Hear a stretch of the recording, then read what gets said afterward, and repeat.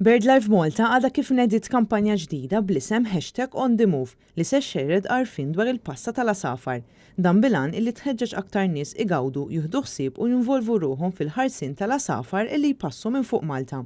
Bħala gżira bejn żewġ kontinenti, Malta hija kruċjali għax isservi bħala post fejn l-asafar jieqfu jistrieħu sabiex jerġgħu jieħdu saħħithom biex ikunu jistgħu ikomplu bil-vjaġġ tagħhom li joħodhom fuq distanzi twal. Il-kampanja #OnTheMove se tkun qed tiżvolġi fuq il-midja soċjali fost mezzi oħra tal-komunikazzjoni bl-iskop li jaqsmu informazzjoni dwar kif kulħadd jista' jgawdi il-passa tal-asafar f'Malta.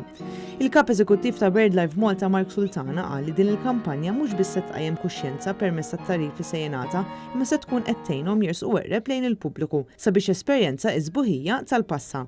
Parti kruċjali ta' din il-kampanja se tkun issejħa lin-nies biex jieħdu azzjoni. Sara Brady, kap tal-edukazzjoni ta' BirdLife Malta, qalet li ħafna mill-asafar li jkunu salvati dejjem instabu minn membri tal-pubbliku. Għalhekk l-asafar għandhom bżonn lill-pubbliku biex jipproteġihom u BirdLife Malta tista' tiggwida lin-nies kif jistgħu jagħmlu dan. Min-naħa tiegħu il-kap tal-konservazzjoni ta' BirdLife Malta Nicholas Barbara qal li jinsab fiduċjuż li flimkien nistgħu nagħmlu id-differenza għall-asafar tal-passa illi jgħaddu minn fuq Malta.